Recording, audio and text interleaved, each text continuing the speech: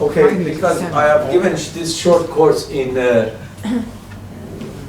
couple of places, Lausanne and in Stuttgart, and they wanted that it was more or less, it wasn't a short course, it was a full course given during a few weeks. So I had to give them homework and a final exam. So I shared that with you. And this is about the fact that when talking about just a single component, single fluid, the mass balance equation was that it's zero on the right-hand side because there was no decay and there was, but if there is decay of some of the molecules getting lost, and there was the question is where they go, they become potentially another type of molecule if it's a two-component system, but then I didn't include that other type of molecule in the mass balance equation. Then we get a exchange decay curve on the right-hand side. Now, if you have two molecule types, one of them really turning into the other molecule, the question was, can you derive the mass balance equation? I don't think we should go through this here. I'm sure you all believe this mass balance equation. It's just that that rate of exchange, there is an expression for it in terms of molecules of A becoming B. Okay. So we won't do this. And then there was a homework 2. Develop the constitutive equations for, but this we already done in the class. For heat, non-viscous, non-heat conducting. But this is maybe an interesting. Sorry, can I ask one thing about the question itself? Yes. Because non-viscous, in terms of transport property, seems to be almost the opposite of non-heat conducting. Because I mean, in non-viscous, if you impose the momentum is not transferred through the liquid. Non-heat conducting, I mean, it is like infinite viscosity, but then I know it doesn't conduct heat, so they seem to be slightly different cases. That's true, yeah. So if you take air, for example, is non-viscous, or Sure. is it viscous? Well, of course it's viscous. Yeah, but if you write the equation of flow of air, we don't really put viscosity in there. We solve it as a potential equation, except maybe in the boundary layer. Okay. So, and then indeed, heat conductivity is really small too. So, No, I understand that there are fluids that behave like yeah, all of these, because if you recall, we have infinite number of thermodynamic states, and then the question is, are all possible terms important for a given material under all circumstances of interest to me? Sure. Then I say, yeah, but for air, for all my practical purposes, I consider it as being non-viscous. And then you can ask the question, what does it mean at the molecular level? Then indeed, it's contradictory at the molecular level, because if it is non-viscous, it's also non-heat conducting. But at the macroscale level, you could have situations where you really are interested in heat transport, but the viscosity can be negligible. And that's what I meant, that the constitutive theory really provides a model of a material. And that is definitely only a model that's valid for certain conditions or certain processes. But that is indeed a very good point, is that molecularly not can have. Like the Rayleigh-Bernard instability, it starts out being, in essence, non-viscous. That's right. But heat conducting. Okay. So there are indeed conditions. Now, for example, for a fluid, we really had, with a viscous fluid, we had rho, theta, del theta, and d in the set of continuum equations, we didn't include del rho. And you can ask yourself, okay, what happens if we include del rho in the set of continuum equations? And so maybe... So can I also ask Sure. something about that expression? I mean, that we're discussing exercises. Oh. I don't know what is happening here. Yeah, because you... What kind of material is this now? A solid, I suppose. Yeah, see, that's, you immediately come up with the question, what kind of material it is, because indeed, this would be potentially model of a material. And what kind of material, yeah, maybe I don't have experience with it, somebody else has. And that's... My question is slightly different. I mean, you've been describing basically the Eulerian and Lagrangian pictures, and effectively you always write the coordinate as the function of the initial coordinate and the evolution. Then the strain rate, oh, gone again.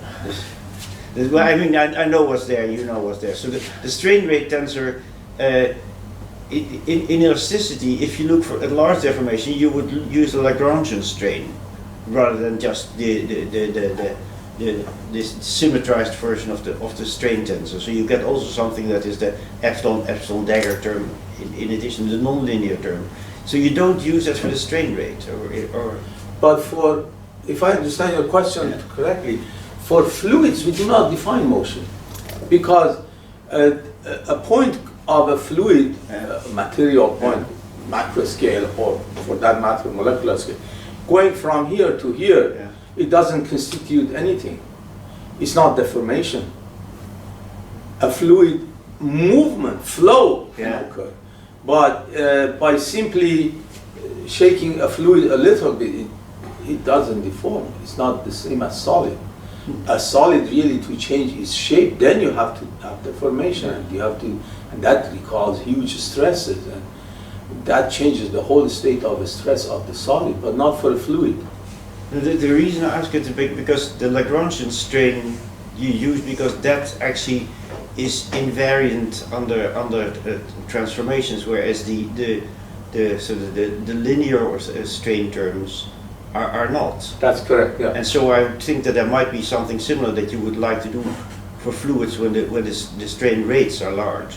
But no, I think first of all, No, there I've are never no seen it, there are no strain rates in fluids. oh, so but you have the grad of V. That is a No, strain but that's rate. not strain. That's deformation. That rate of strain. Yeah, that's what I say. Strain rate. Oh, Sorry, I'm sorry. Yeah. I'm sorry. You're right. You're right. I didn't hear. Sure. I didn't listen well. Yeah. Yes. So the strain rate being large still is very well represented by D. Simply means very, very large velocities. Now then you get into turbulence, and that is a different issue. Whether you really can have all the features of turbulence modeled at this scale, okay, then you need to go a higher scale where you put in eddy viscosity and things like that. But you can have as large D as you want, small d. This is the deformation rate, as far as I know. Whereas for displacement and for deformation itself is you work with the Lagrangian strain tensor, exactly. which can be large. Yeah. And the problem is that, maybe I can show that, then you really always have to keep track of where is the spatial coordinate, where is the material coordinate. And that is, and an extra dimension. If you have a small strain, you don't have to worry about that. There is no distinction between material coordinate and spatial coordinate for a small strain. And that's very nice because it simplifies the problem a lot. But for fluids, we don't have any restriction on this. So there is not a formulation where your strain rate tensor becomes the time derivative of the Lagrangian strain. No. I see. No. Well, it actually always is. Oh. Is the time derivative of Lagrangian strain, but it's denoted by this D, and you can be as large as you want or as small as you want. It doesn't change the nature of the equations. But this presumes that you always have what we call a bulk fluid, not a confined fluid or anything. By confined fluid, what do you mean? Because if a confined fluid, Yeah, even confined fluid, if let's The say, equational state will change if you confine yeah, the but fluid. putting in compression is different than changing its shape. So let's say I have a Yes. bottle completely filled up, or maybe that's maybe a bag completely filled up with the fluid. Now if you deform the bag, fluid deforms along with it without its density changing, without its temperature necessarily Without volume changing. change. Sorry? If you change the shape without volume change, just Without changing- volume change, correct. So that's why a fluid, the concept of deformation is not used because it doesn't make any, doesn't say anything about a new shape.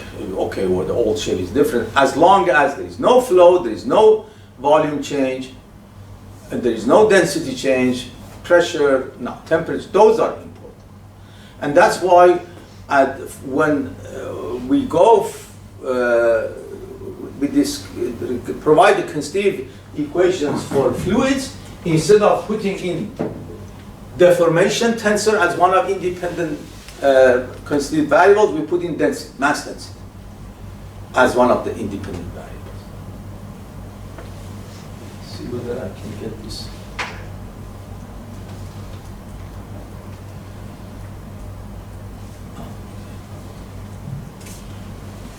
But these are, I think, very useful discussions to have because it's also at the core of this constitutive theory. Maybe I can repeat one of I think the questions has been, and this is just as a matter of exercise. This is the final exam. What is the essence of the averaging thermodynamic approach for the development of governing equation at a given scale? And we talked about this. The essence is that we derive the conservation laws from some lower scale picture we are comfortable with or we are familiar with, we know it. For example, you can start at the molecular picture, or many of us are more familiar with the porous scale, where you can specify the conservation laws at the porous scale. The important thing there, and I think that has not been done in the past, is if you to identify all elements of porous scale. And the reason I say that, for example, there are people who have averaged two-phase flow equations. Whittaker has done that, Jacob Behr has done that, Slattery has done that. And they start with the porous scale. And now, apart from the fact that they write Navier-Stokes equations, which, okay, let's say you even start with conservation laws, mass balance equation. They write these equations for the phases only. The interfaces, they don't take into account. The most they apply is that the interfaces are surface of discontinuity. They write that the mass of leaving phase 1 is equal to the mass going into phase 2. Nothing potentially stays on the interface. The creation of interfaces is not included, is not modeled. So I would say if you want to two-phase flow averaging, start at the porous scale, you must write governing equations, once again, only conservation laws. That's a governing equation, that's not correct. Only conservation laws for the phases, but also for the interfaces and for the contact lines. And average all of them. And then you get Macroscale conservation laws. And then the constitutive equations are developed at the scale of interest, at the scale of observation, and at the scale of modeling. So starting with the constitutive equations at the porous scale, it's not that it's not useful, it's just not general. We never know what is the macroscale behavior of water because we have a description like Navier-Stokes at the porous scale. We know it maybe for those specific boundary conditions you put in and specific conditions, but general, for all thermodynamic processes, we don't know. We are limiting ourselves. So developing the constitutive equations at the larger scale, the scale of interest, first of all, we know what are we measuring. Because the idea is that we write the constitutive in terms of quantities measured at the scale of interest, not at the pores, at the macro scale, Darcy scale. And the other thing is that we only let the second law of thermodynamics limit ourselves, limit us in the form of constitutive equations. Not starting at Navier-Stokes equation, where already there is a lot of assumption put into it. For one thing, in terms of what are the independent variables, you remember that for Navier-Stokes equation, we put in rho and theta and so forth. And the other thing is that it's assumed to be linear, it's assumed to be isotropic. So what about if none of them really works at the macro scale? So that's why the idea of maybe I should connect the figure because it turns itself off. Okay, so is there any comment on that? What do you think about this? Once again, there is nothing wrong, please don't take me wrong. There is nothing wrong with using Navier-Stokes equations. But to develop a general macroscale theory of two-phase flow in porous media, that shouldn't be our starting point. Because also for the interfaces, what do you put in for interfaces? Only assign a surface tension, interfacial tension? Do we assign a velocity to the interfacial velocity? Why not? Any mass to it? Why not?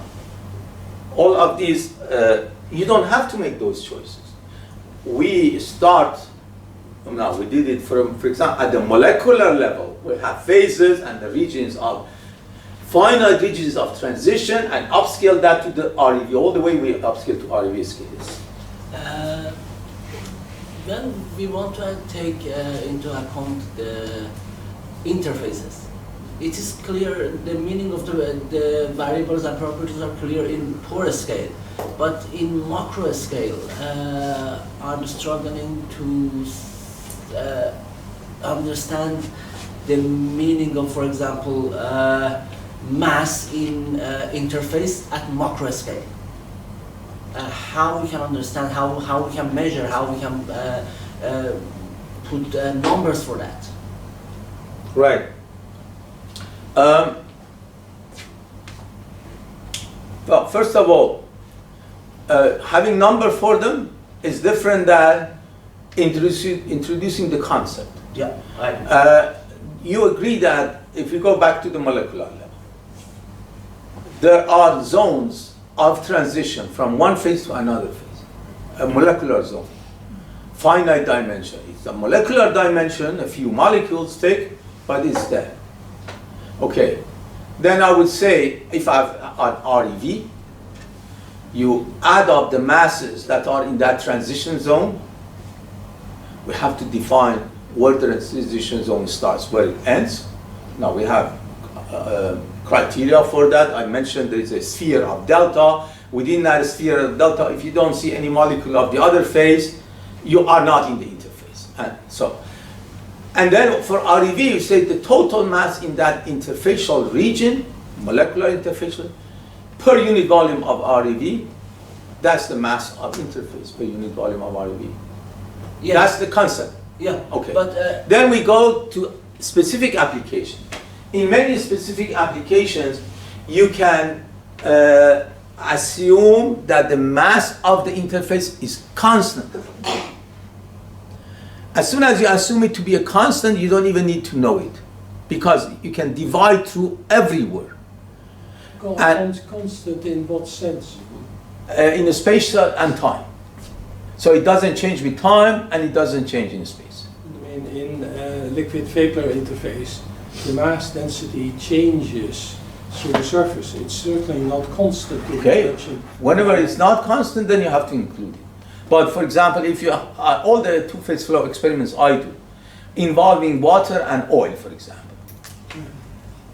Yeah, I don't expect the oil-water interface mass density to change. And I'm not changing You're temperature. talking about an excess density. If you talk about This is not excess density. This is simply the true. That's another thing I wanted to mention. At the porous scale, the whole excess mass density, how much is it? You can take equimolar interface, which means that the mass density of interface is 0. But yeah, that's only one possibility. And that makes it unclear what the other is. That interfacial tension I measure, is it really related to that equimolar surface? I don't know. So you are very used to the porous scale, but whether everything is really well defined there or not, I'm not so sure. So that's one thing, that in many cases I can assume the mass density per area be constant. Now, then there are cases that it's not. For example, if we have surfactants, the surfactants go and sit at the interface. But there we can make measurements. We can determine the concentration of the surfactant at that interfacial region. In porous scale. That is at the porous scale. Yeah. That is correct. I want to have a macro model. I want to implement a finite solution by having the mass or density of interface in my unknowns. Yeah. Then I can measure at porous scale, but it is not the porous scale measurement that I can use in my macro modeling implementation, I think. I must admit, I have never done that myself. I've never worked on cases where there are surfactants involved. So I won't be really able to give you fully, really informed, experienced person opinion on that. I can contemplate and speculate and think with you along how to do that. We could potentially say, if you measure the porous scale concentration of surfactant at the interface, you assume that to be constant for the REV. But often you also have other measures that you do. You don't necessarily measure this at the macro scale. You don't necessarily measure the concentration of the interfaces. You measure in the phases, for example. So you could get it indirectly, and often it's the same as there is a state equation which relates the concentration, the mass concentration of interfaces to other properties. Now, if you have the state equation, you put in your equation, you can still solve. If you buy colloidal particles, they sell them with a certain zeta potential. Right? That is one of these properties. Okay. And that helps to Sure, I mean, determine. yeah. If they don't have the proper zeta potential, you can sue the company. Good luck. Yeah, I know. I mean, I really, to be able to provide, then I have to talk to you and Dick to have this experience, and then together maybe come up with. Thank you. Do you want to say something? I wanted to say something because Ali and I have a common problem.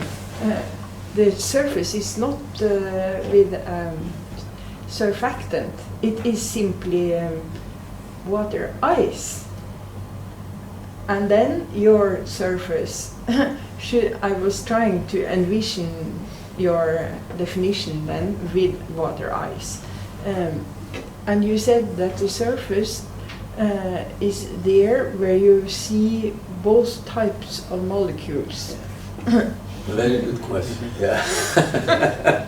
Yeah. Yeah, that. I have to talk to Jan Murdoch, see whether we should come up with a different. Because we had the same question was being asked that, okay, I idealize a situation that say the molecules of phase 1 only see molecules of phase 1, then I'm in phase 1. Mm-hmm. And then somebody said, yeah, but how about the two phases are slightly miscible? Then they always have a few molecules of phase 2 in phase 1 as well. So it's never only sees molecules of phase 1. But those cases are easier. We always can put a threshold. Mm-hmm. And say, okay, if molecules of phase 1 only see a certain number of, maximum a certain number of molecules of phase 2, and that's the solubility limit, then I'm in phase 1. Okay. And if I see above that, then I'm in phase interface. But you can do, but in this case, maybe we need to do something with distances, I don't know. The molecular distances, or well, you can use the density. Yeah. Yeah. But I mean. Yeah, but then we're talking about molecular scale. How do you decide where does the interface start? I don't know. No. And maybe It's according to we are Gibbs. not interested. Are you interested in the? You can choose it wherever you like, according to Gibbs. No, molecular scale. Yeah, I know. Molecularly, you can define a what is it, the surface of discontinuity, as he calls it, which is a region in which there is a transition from one kind of behavior to the other. Okay, but I thought by behavior he means a sort of microscale or macroscale. So it looks at the mass density, for example. In ice, there is a certain regularity in the positioning. Okay, so there you go. I don't know, that's a good one. Are we interested in, do you think the air, the water-ice interface plays a role? It's a very important problem. When the ice freezes, it deforms the surroundings. And it ruins your road. Yeah. No, it ruins many things. But, yeah. And how to get the constitutive equation for that case? Okay. And including temperature gradients. I'm sure there are even more difficult questions. So, that's really, I think, an interesting one, because I would say if you make observation, you make them at the scale of the road, at larger scale, and you model at larger scale. So even knowing the behavior at the porous scale doesn't necessarily help you. It helps you if you only do the modeling at the porous scale. That's clear. But if you do, and then once again, solving a problem for a few realizations, okay, that's the difference. Developing a macro scale conceived theory that is valid for not only your situation, but any time there is ice and water involved, that's a more major question that needs a systematic approach to develop. Other questions?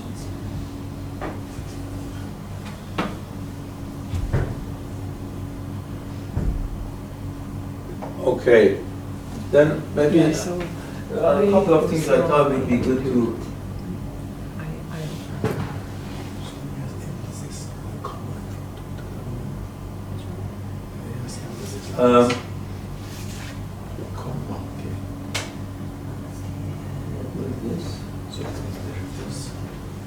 Oh yeah. So one of the questions I have is that we say that for mixed systems, it is not individual entropy net rate of production of entropy that must be zero, it's the sum that must be zero. And this could be mixed at the molecular level, miscible, a multi-component single-phase fluid or porous media that are mixed at the beyond pore level actually. So what happens if we say gamma alpha for each phase must be non-negative instead of the sum being non-negative? And I thought we can do that for a porous medium, for example, a single phase flow. So we have fluid and a solid, and if we say the entropy rate, net production rate of entropy for fluid is separately zero, for solid is separately zero. And I thought I can go through that. That takes time. We usually have to, and I can do it on either on board on using my pen. If you want that, I can tell you what happens because I've done that.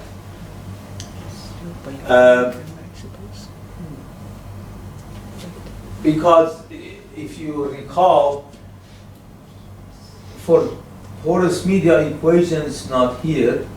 Let me quickly get it.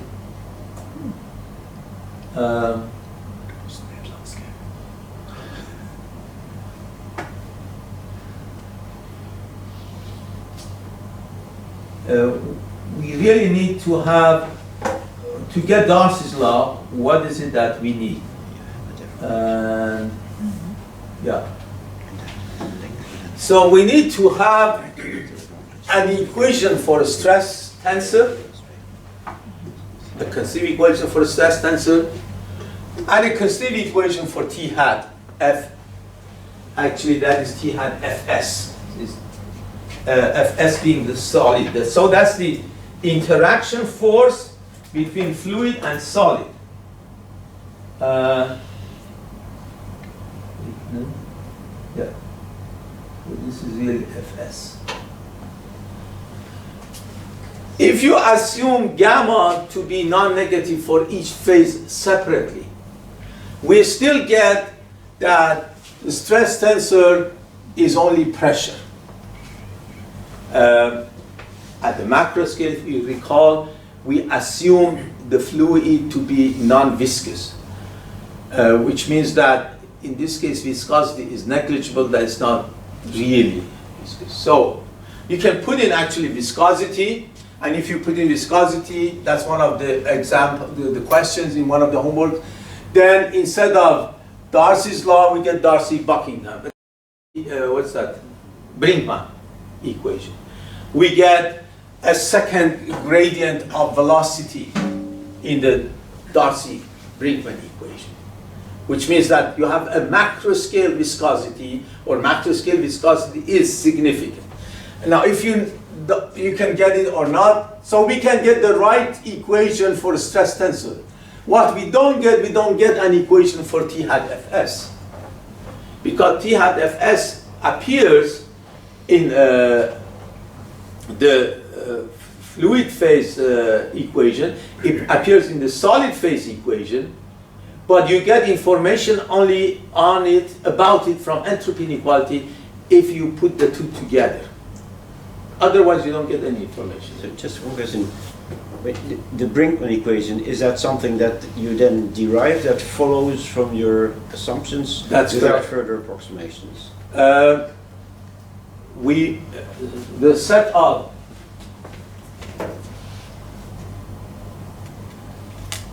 I think we can maybe go here.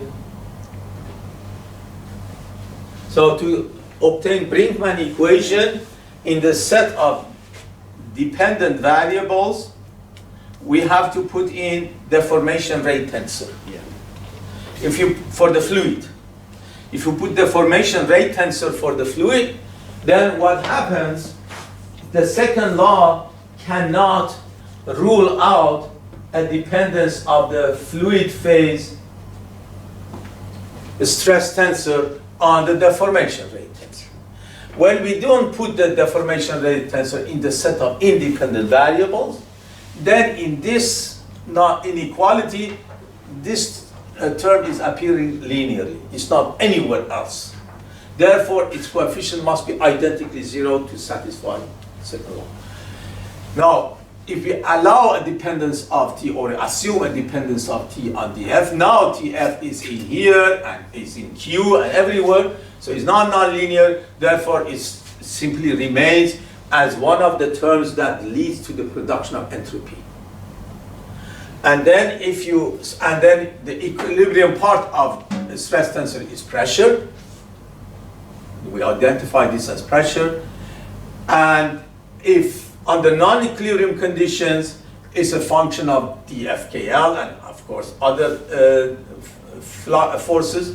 And then if you make a linear assumption, we get the equivalent of Newton's law of viscosity at the macroscale, and that leads to the Brinkman equation.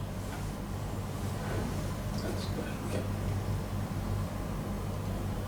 So there are various reasons you say we say that it is the sum that must be zero and not individual one, because if you assume individual ones, also in miscible single fluid, two component or multi-component liquids, if you assume that each species entropy must be non-negative, we don't get any information about the relative chemical potential and about the diffusion flux. So that's various reasons to say now we have to take the sum always to be non-negative. And then you can see that here we get a term that involves that interaction force. It's really T hat Fs multiplies the difference between fluid and velocity and the solid velocity. And that is a term for the production of entropy in the entropy. One of the terms that contributes to the production of entropy is this. By the way, please note that all these have the structure of fluxes and forces. So these are really causing this effect to occur. And that is the way entropy inequality is. It's always a sum of production of entropy by a force multiplying its own flux. It is not my starting point. I derived this. And you get different forms depending on what you start as your constraint equation, which we have talked about in detail. And I find the strength of this. I don't have to make assumption, oh, I must have this term in there. It comes out. And the more complex it is, the more difficult it will be for me to know beforehand what the terms should constitute the entropy inequality. For example, that it is always the sum of the heat fluxes that multiplies temperature if there is a single temperature. It comes here. I don't have to assume it. It really comes out. It has to be this form. If I have the different temperatures for each phase, then each of them multiply its temperature gradient separately. That also comes out.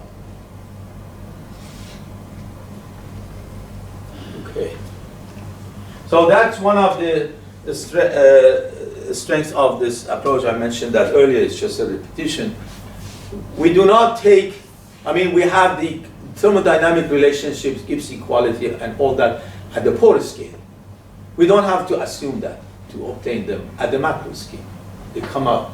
They come out the same way that the Gibbs equation can be derived at the porous scale without having to be proposed. It can be derived starting, I did that for the single fluid, starting with the conservation law, second law, and the general constitutive formulas.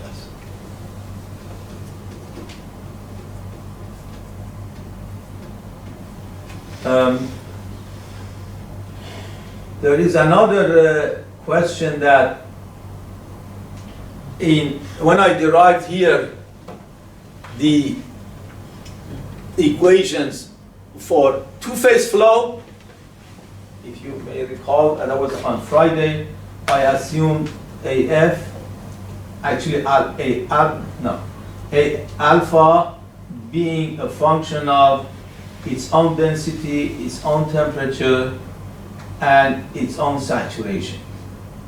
But then alpha being W phase or N phase. And for solid, I assume the solid to be a function of deformation rate, deformation tensor, its own temperature, and I believe its own, and also added dependence on saturation. And then for the interfaces, it was a function of their interfacial area, their mass fraction, the mass density, their own temperature, and saturation.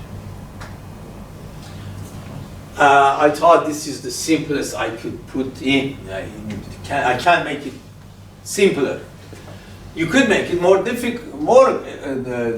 difficult. Why shouldn't the free energy of at the macro scale, the free energy of the wetting phase, why shouldn't it depend on the amount of interfacial areas it has, interfaces it has?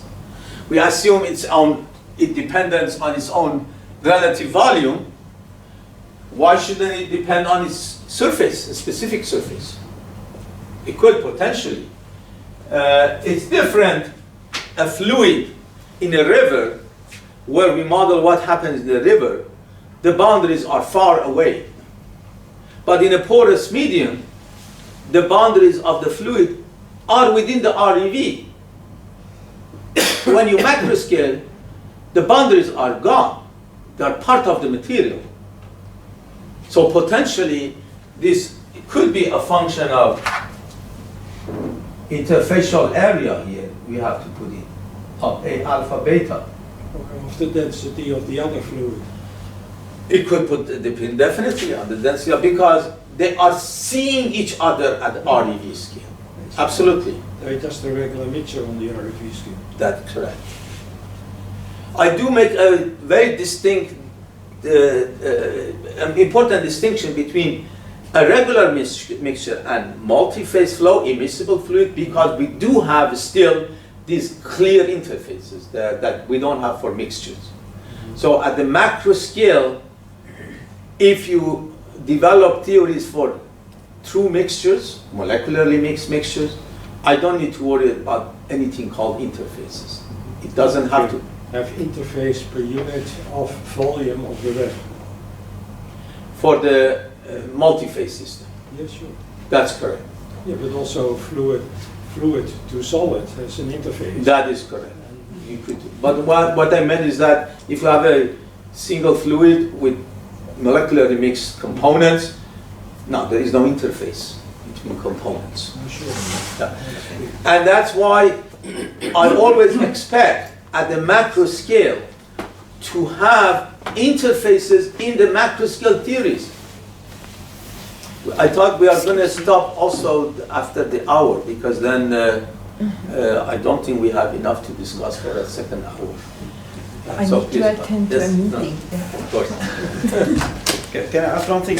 Yeah. I mean, I can see that in the porous medium is described as a macro scale that I mean, there can be many things in the representative volume, but I would expect that the solid free energy would not directly depend on the saturation, but only through its surface terms. Why is there also a saturation term in the bulk solid term?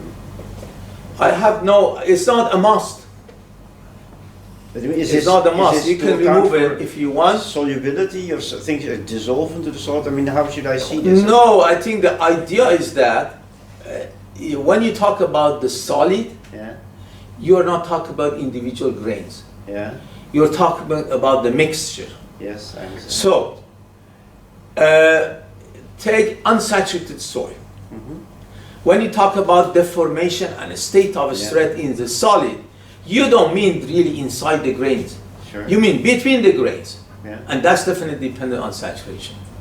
For example, a solid, by changing its saturation, you can make it more rigid or less rigid. It becomes fluidized. You know that in the roads, to compact the solid, they have to have it at an optimum dense saturation and moisture content.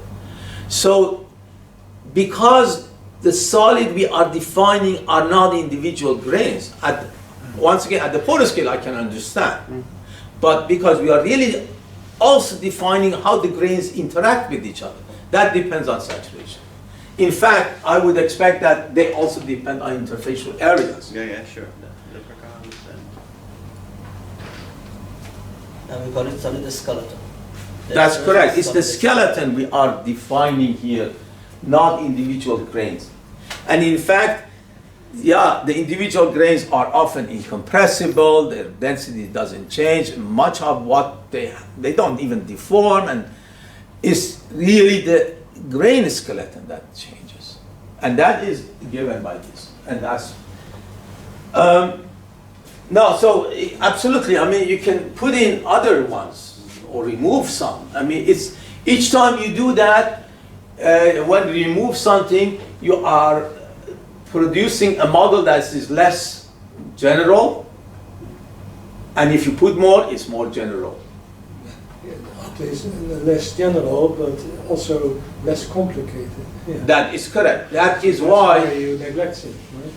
absolutely. That's why I would say I would always start with simple, Yeah. and if it shows that the result doesn't really say no, there's something missing here, then you should go back and put in something.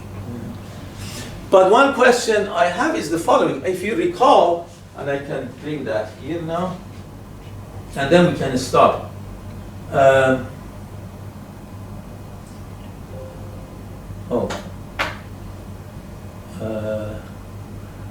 I want to get the thermodynamic approach for two-phase flow. So maybe I should go here.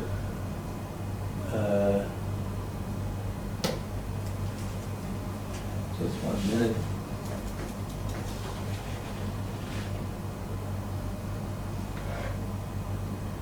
Yeah. At the very end,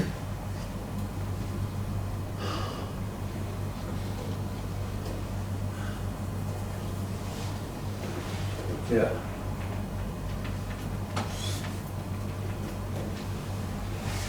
Yeah. So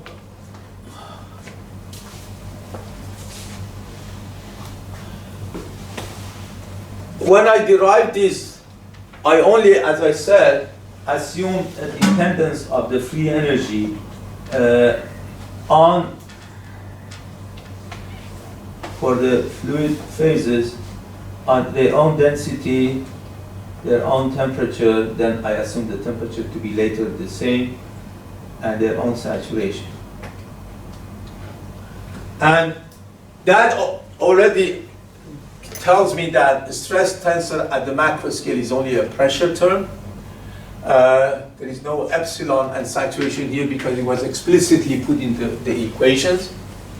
And for the interaction force between phase alpha and its boundaries, it is related to this gradient of its own saturation.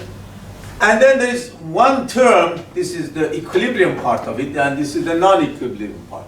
One term involving the rate of change of saturation of its free energy with rate of change of its free energy with saturation.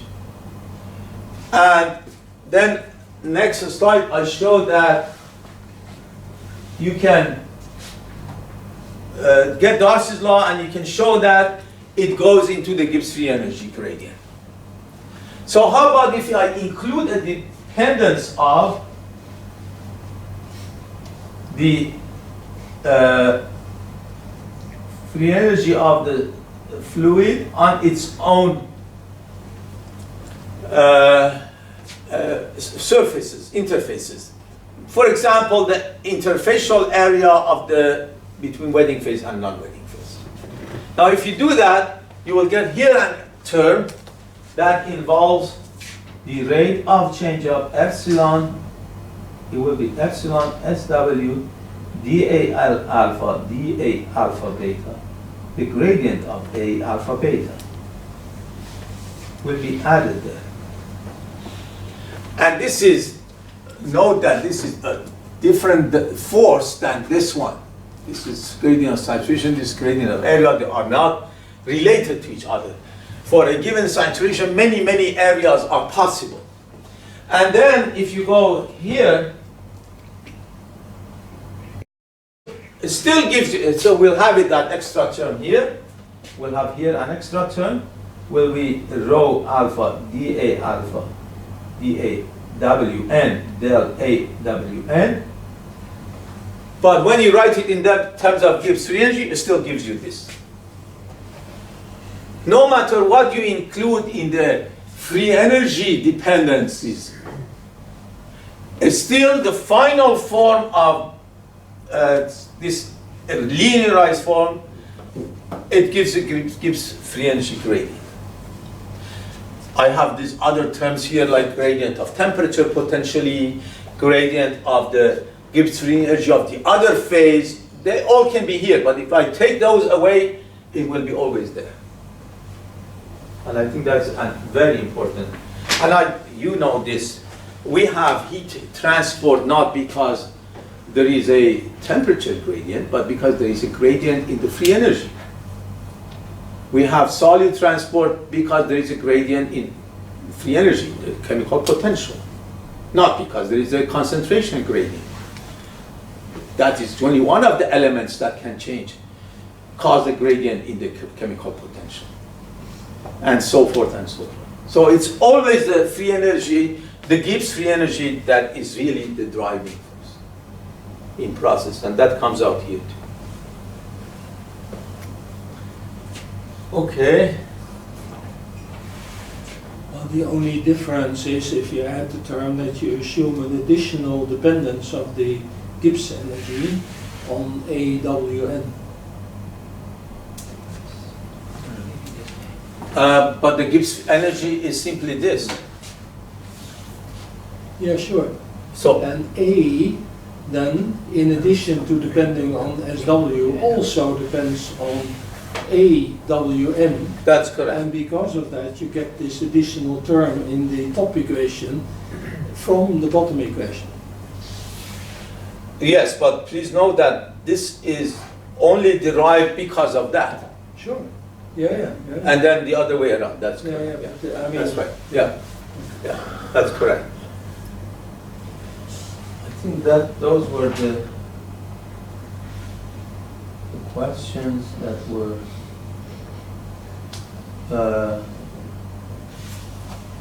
where are the other? No, I have too many open. I didn't. Yeah.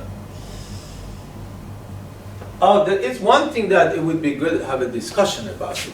And if you want, we can do that either now or after break. One of the issues related to from porous scale to larger scale. We define average of quantities, and we would think, oh, that's clear, that must be the average. What is the average of pressure? You have the porous scale pressure field. What is the macroscale pressure? How should it be defined as average of pressure? not is the average of the pressure. Not? Not is the average of the pore scale pressure. What should it be then? Where you have the, I mean, at least I would go back to have the Gibbs equation for on the pore level. Okay. But you have the Gibbs equation on the micro level, and that is what defines your pressure. That's right. That's what I would. Yeah. But people are starting with Navier-Stokes equation, Yeah. or in TCAT they start with the Gibbs equation at the porous scale, Yeah. and then they average. That's not the way to do it. And what happens is that when you average, so the only way, at least not the only way, what is usually always done is that, we average over alpha phase, and then we divide by V alpha, and that is the average pressure.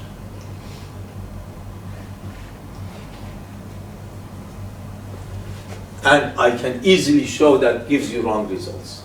Exactly. Yeah. Because the capillary pressure, for instance, then doesn't appear. It definitely doesn't appear here because that's only living on a surface. Exactly. but this is another interesting example is this.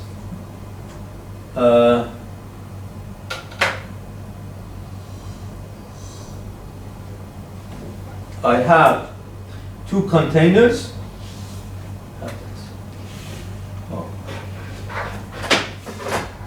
I have two containers, and for simplicity, I take them to look like this. So here's a container of water. Here's a container of water, or it can be actually porous medium. It could be grains in here or not, it doesn't matter. They are at the same elevation. Even that doesn't matter. And then I connect them to each other. Let's see here, I connect them to each other. And this is filled with water saturated, this is filled with water saturated. Now, you would expect nothing happen here because they are, say, open to the air, so it's not that, they are not pressurized. So, yeah, the pressures are all the same. They are the same size, it's just that no gravity? there is gravity. Okay. There is gravity, so nothing should happen anyway. Okay. Now, because there is gravity indeed, I know that the pressure distribution is like this. So if I take the volume average of the pressure here and here, I'll get different pressures. Because this one has a volume with the small pressures, and this has a large volume with big pressures.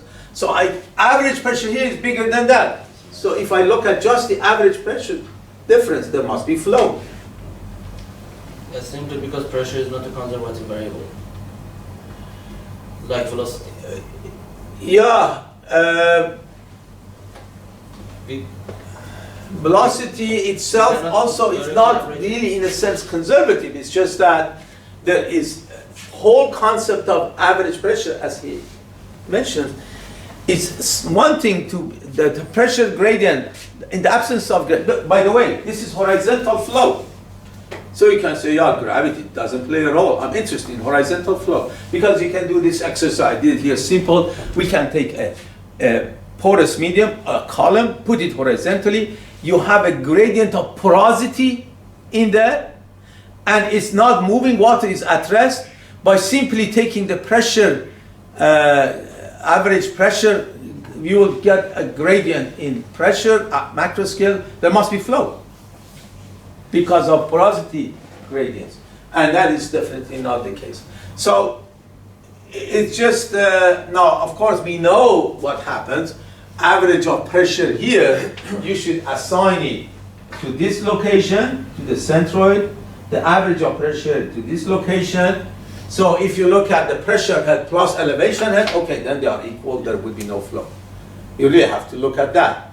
But if I'm interested in a horizontal movement, I would say, yeah, but there is no gravity horizontally. So that's a very good example that the average pressure defined this way, it's not the correct way to average pressure. And then with a couple of colleagues, Mike Celia and Arnold Butt and Helge Dahle, we wrote a paper where you could potentially use this, but you have to add the fact that there is also a gravity, but yeah, it becomes a lot more complicated. Okay, I think unless you wish to talk about something else, we can then stop here. And tomorrow we'll look at some of the variations and of this thermodynamic approach, and some of the results we obtain, we can look at it, what it means.